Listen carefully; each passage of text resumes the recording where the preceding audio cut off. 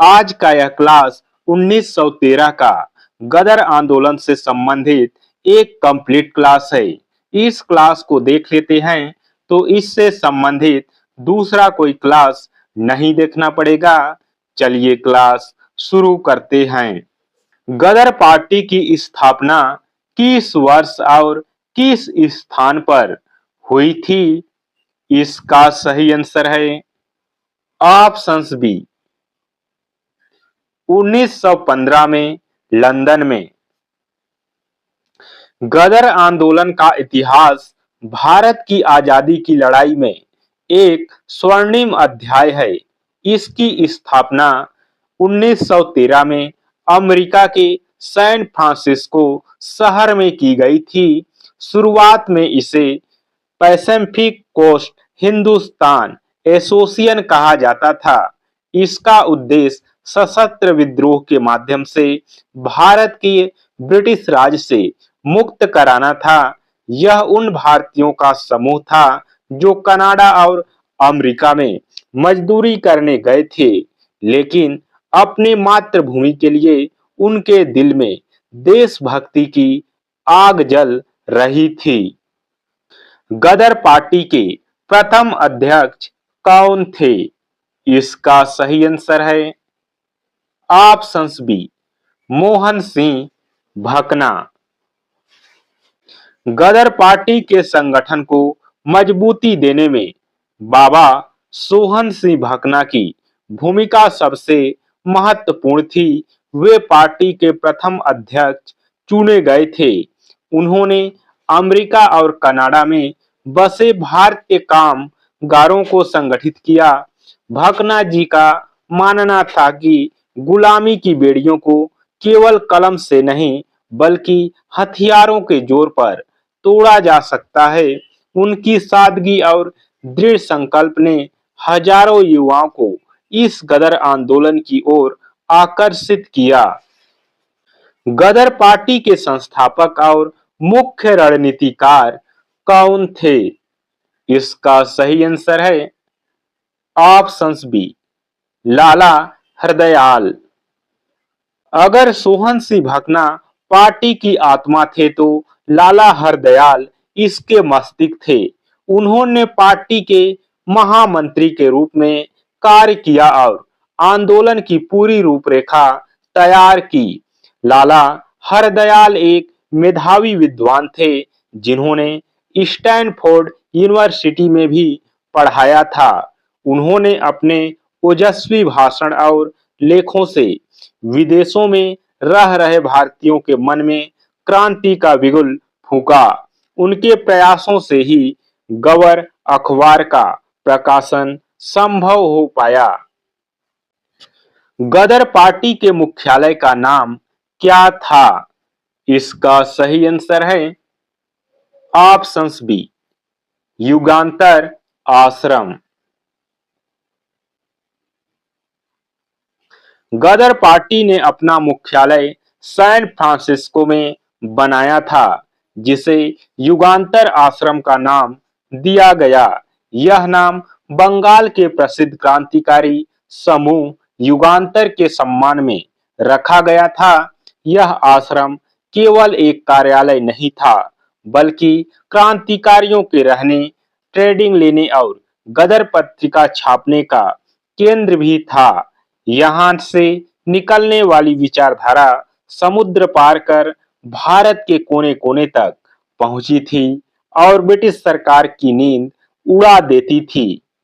गदर समाचार पत्र का पहला अंक किस भाषा में प्रकाशित हुआ था? इसका सही आंसर है ऑप्शंस बी उर्दू। गदर पार्टी की सबसे बड़ी ताकत उसकी पत्रिका थी। गदर समाचार पत्र का पहला अंक 1 नवंबर 1913 को उर्दू भाषा में प्रकाशित हुआ था।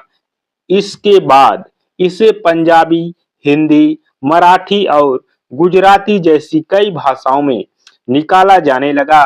इस अखबार के मुख्य पृष्ठ पर लिखा होता था अंग्रेजी राज का दुश्मन। यह अखबार इतना लोकप्रिय था कि इसे पढ़ने के लिए लोग मीलों पैदल चलकर जाते थे, क्योंकि इसमें आजादी का सीधा आह्वान किया जाता था।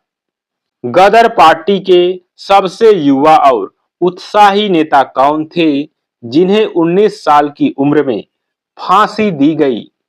इसका सही आंसर है ऑप्शंस बी, करतार सिंह सराभा।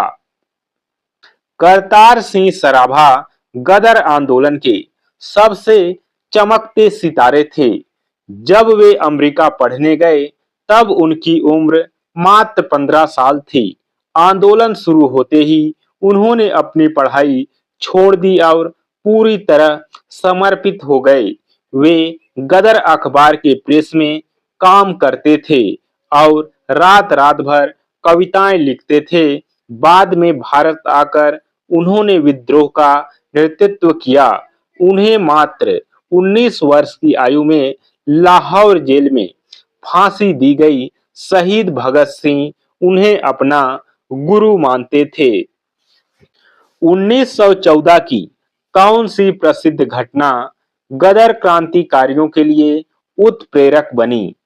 इसका सही आंसर है ऑप्शंस बी, कोमागाता मारू कांड। 1914 में कोमागाता मारू नामक जापानी जहाज भारतीयों को लेकर कनाडा के वैंकूवर पहुंचा, लेकिन अंग्रेजों के दबाव में उन्हें उतरने नहीं दिया गया। जब जहाज भारत वापस आया तो बजबज बंदरगाह पर ब्रिटिश सैनिकों ने उन पर गोलियां चलाई, जिसमें कई लोग मारे गए। इस अन्याय ने गदर क्रांतिकारियों को झकझोर दिया। उन्होंने महसूस किया कि बिना अपनी सरकार के विदेश में भी भारतीयों का कोई सम्मान नहीं है। इसी घटना ने विद्रोह की आग को तेज कर दिया। गदर पार्टी ने भारत में विद्रोह के लिए किस तारीख को चुना था? इसका सही आंसर है ऑप्शंस बी, 21 फरवरी 2015। गदर क्रांतिकारियों ने प्रथम विश्व युद्ध का फायदा उठाते हुए भारत में एक साथ व्यापक सशस्त्र विद्रोह की योजना बनाई थी।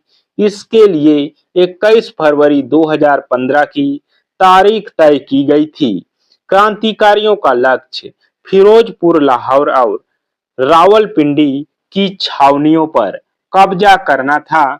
हजारों क्रांतिकारी विदेशों से हथियार लेकर भारत पहुंचे थे, लेकिन दुर्भाग्य से एक गद्दार के कारण यह योजना समय से पहले ही उजागर हो गई।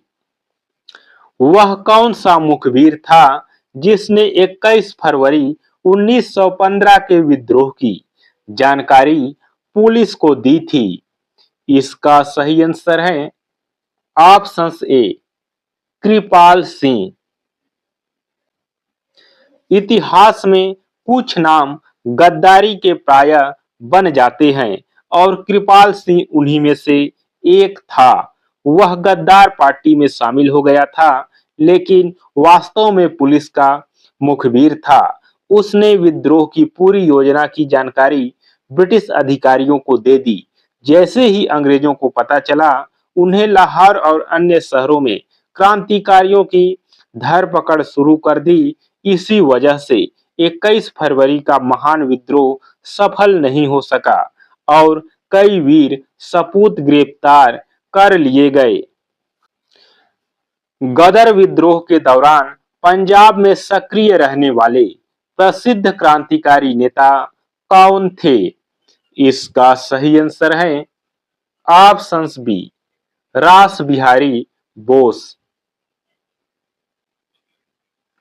जब गदर क्रांतिकारी भारत लौटे तो उन्हें एक ऐसे अनुभवी नेता की जरूरत थी जो सैन्य रणनीति जानता हो।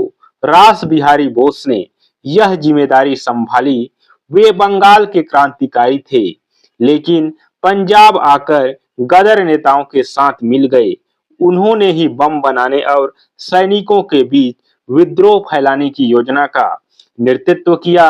विद्रोह के असफल होने के बाद वे देश बदलकर जापान भागने में सफल रहे, जहां से उन्होंने आगे की लड़ाई जारी रखी। दोस्तों, आज के इस क्लास में बस इतना ही। क्लास कैसा लगा कमेंट कर जरूर बताएं। फिर मिलेंगे अगली क्लास में।